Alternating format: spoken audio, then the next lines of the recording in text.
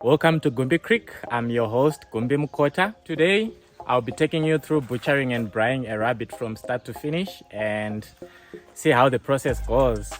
For me, this is my very first time doing it because this is the first time I'm actually culling one of my doors. So that's the one we will be experimenting with, seeing how the process goes. Because if you look at me right now, all the knowledge I have is theoretical. So let's start applying it now. So today, let's butcher and braai it and then see the results at the end of the day. At Gumbi Creek, rabbit isn't just farmed, it's enjoyed. This episode of the Creek Diaries takes you through the full process of butchering, preparing, and braaiing rabbit meat to perfection. From field to fire, every step is covered to make it easy to follow. Welcome to the Creek Diaries. Okay, so this is the rabbit we will be working on today. It's already slaughtered. That part is a bit gruesome for a wider audience, but basically this is our meat. And I will show you the whole apparatus of how we hang it on top of there. But basically, this is what we will be working with. This is our meat. We will be removing this fur, this skin, this tough skin. For working with this, I have this dish which I will be putting my insides, zwemkati. And this is my okapi. It's a very sharp knife, but I was actually realizing that I actually need long, sharper knives when butchering. So I'll need to get new ones that are a bit longer than this. But for now, I'm working with this. It's an okapi knife. I think those familiar with knives used in South Africa, because it's actually made in South Africa. And the last tool in our whole tool set is this. This is clean water. So we are keeping it very simple, guys, because I don't have a lot of stuff with me here in off-grid setup. So for now, I'm just doing simple stuff using the simple things I have in my kitchen so that we can accomplish the goal. Watch along as I will be removing this skin and then we prepare the meat.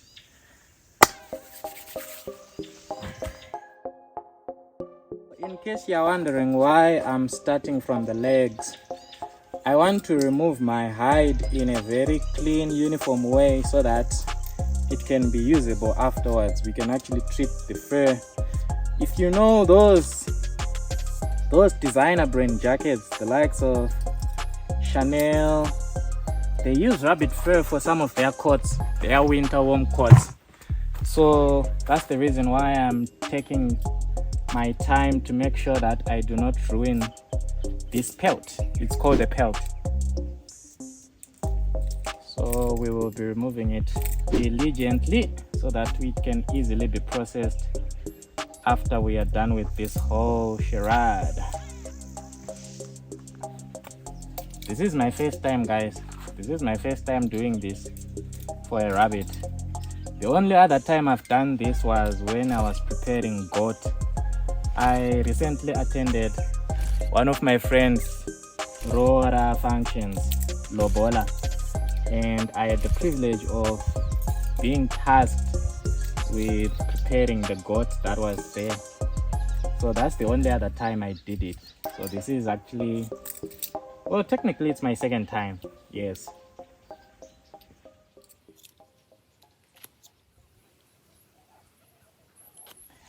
After opening up this whole middle part, I'm then connecting it to that leg and that other leg, and then do the same for this leg and that leg so that when I remove the whole pelt, it will be one blanket. At least when it's like that, it's easily manageable when you want to make, say, rugs from it, stuff like that. So you connect it to there and do the same for the other leg.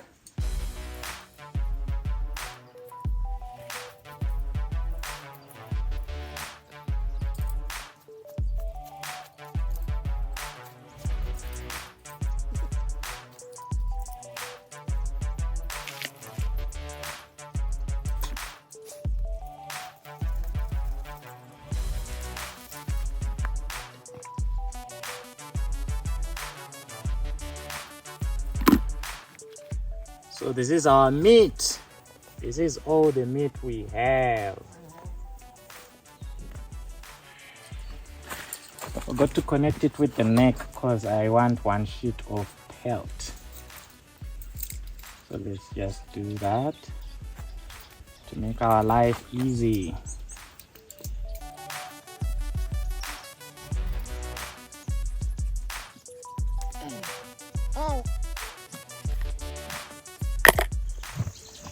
This is our meat. We remove these little bony legs because they don't have any meat in them. It's just tiny knuckles.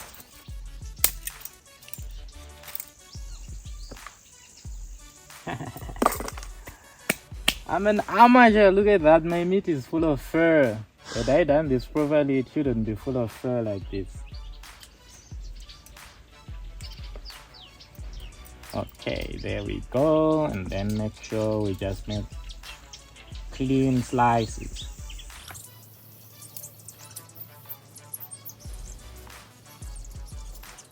Make sure you don't poke any of the intestines. You don't want to ruin our meat. It's already coming out. Just need to make sure I have all of that.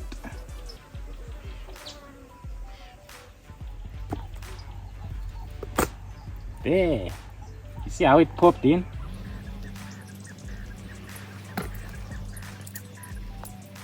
Now we need to take out the liver, the one I was saying in nduru. You need to be careful on nduru because it ruins the meat.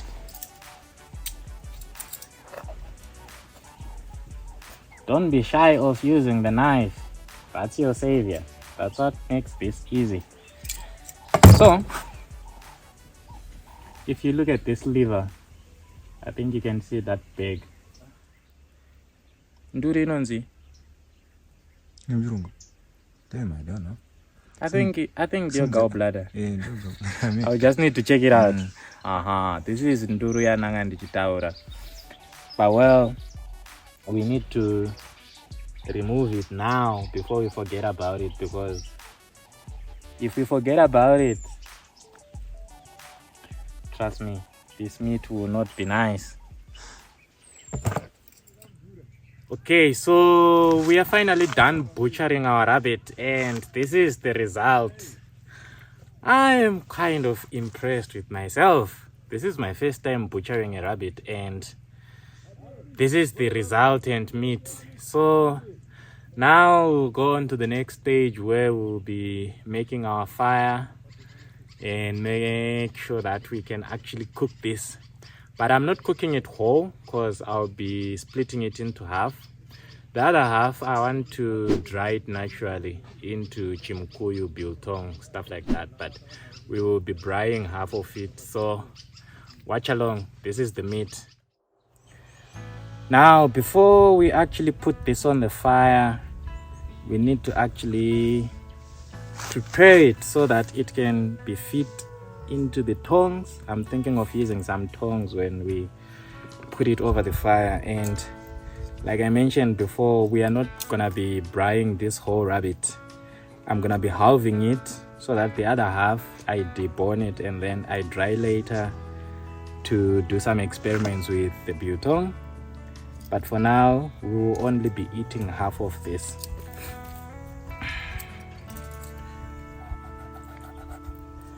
So the same way you butcher a chicken or a cow, you start with that portion. Yeah, I need better knives.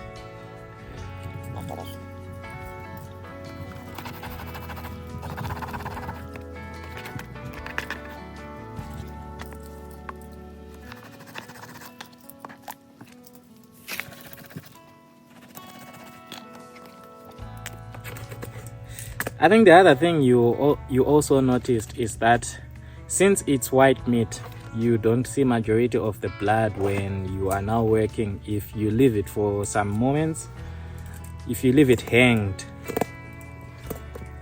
I want to split this into two because it's just me and my little brother.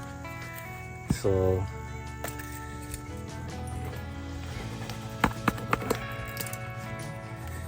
it's just that my knife is a bit tiny and it's not that sharp.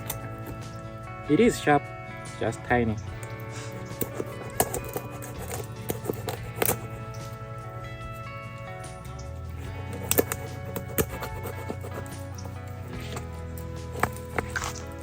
Right. So in case you are butchering this for yourself, you would actually split this further into something like 3 pieces, because you have the drumstick, which is this one, and from this rib cage you can actually get 2 pieces, this half and that other half. So when you butcher it as whole, like including this other portion, which is the upper abdomen and the arms, these are also replicas of wings, if you know wings from chicken. But if we butcher this like we are butchering for the general kitchen, it would give us something like 10 to 12 pieces. But today we are not doing that. We are just preparing this specifically for braai. So this is our meat. The next stage now will be to marinate this. For marination, that's where the hurdle is for now. I don't have any herbs around and I didn't buy any. So we are going this super simple 101. We'll just be using salt. Simple salt, nothing else, nothing fancy. Imagine yourself in the wild, you get yourself a rabbit, maybe you are hunting or something. The readily ingredient you always have is this, which is salt. Not too much, because also we have to remember that our portions are not that thick, so we don't want to also leave our meat really salty. We just need it to taste nicely, you know. So that's one done. Amana mazipisi mahomba.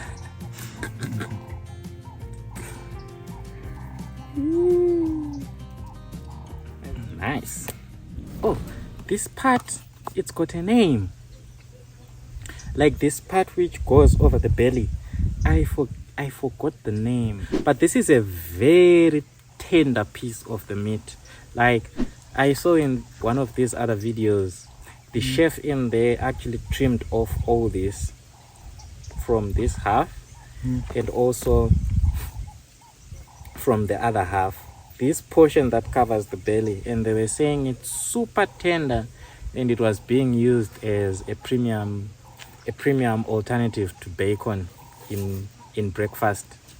So they were frying this as if they are frying bacon, because it gets super crisp, because you see cut it super fluffy. It's just a tiny piece of meat. Okay. Yes, I think we are done here. This is our seasoned meat. It's just seasoned with salt, nothing fancy. I don't have any herbs. I will need to grow some herbs in the garden, you know, so that we can use to marinate this meat, because I don't want to end up buying majority of the stuff we will be using. I want to grow it here so that we can achieve that sustainability goal that we are targeting. Finally, our meat is ready for the fire. We have our fire going now, and I think it can do what we want it to do now. And this is how I prepared the half of the meat that we are going to be braaiing today. This is just one half, the lower abdomen. So this is equivalent to a chicken drumstick. I think you can even see the shape is reminiscent of chicken. And I think you can also see you can also see I'm standing right below the fire.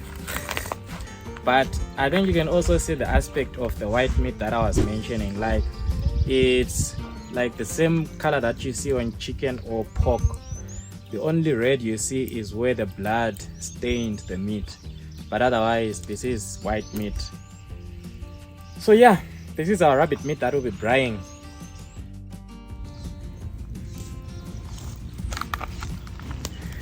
Okay, this is the setup I got. I tried to put it in such a way that the meat is not on the direct flame, but it's getting heat from there. So I think when we get some charcoal in there, then we can put it overhead.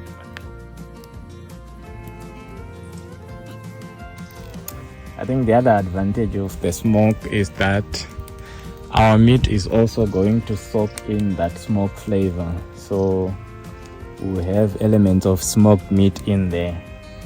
So that's a plus.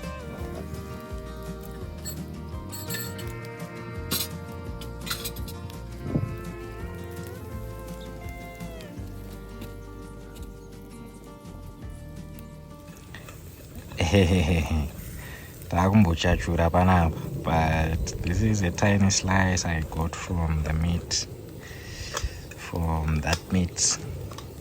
It's almost getting done.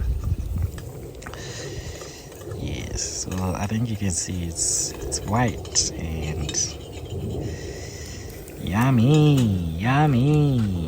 Get into focus. Yeah, well. Our meat is almost done, guys. Look at that. It's shimmering in the sun. Like Marashayo, that's the perfect condition to finish this off, because we don't have a direct flame now. So at least that doesn't burn our meat. But it's almost done. It's almost done. I'm just polishing up some minor spots that I need to really get done. My Africans, another nyama very well done. But guys, look at it. Look at it. Like, let me just show you this clearly. Like, this is looking. And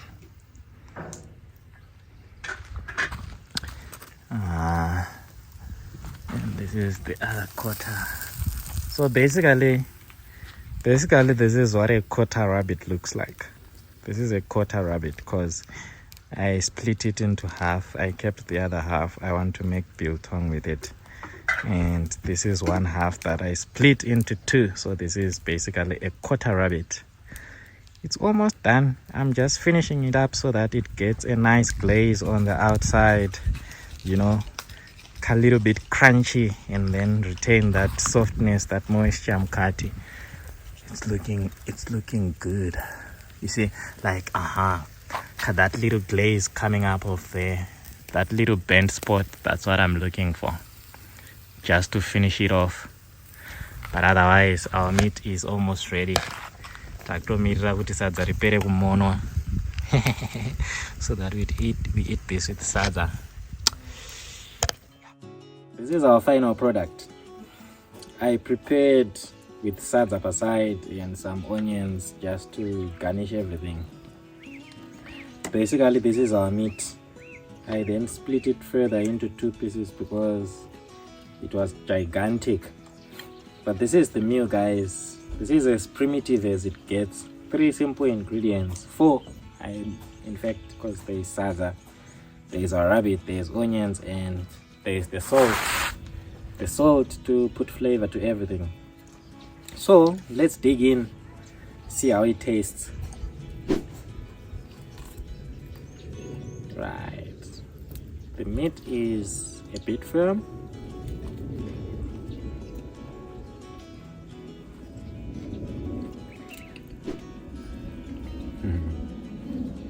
It is only chicken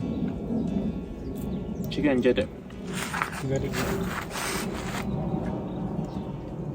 It does taste like chicken, but any firmness as compared to chicken, because you know zotera game meat. Guys, you need to taste this yourselves. video rangiri will not do justice to the taste and rugunza now. You see, like, inaita to my fibers, so inenge baruga like the same way inaita chicken. So I need that familiarity, but at the same time, ineka firmness kaina also, which goes to game meat. I think since this is my first time to prepare, I think it tallies well with a sauce of some kind. Something, let's say maybe just to dip it in, because pakatukata papane flesh up, it can get a bit dry for some people, just like steak pakat pe, yeah. But otherwise, that's something a simple sauce can take care of. You add it on top of the whole flavor profile to make it wholesome.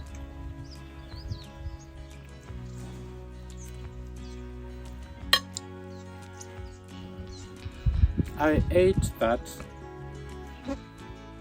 half of my whole serving, and this is the remaining part that I will probably have trouble eating through. But I think you saw me, I ate majority of the meat and I'm getting full.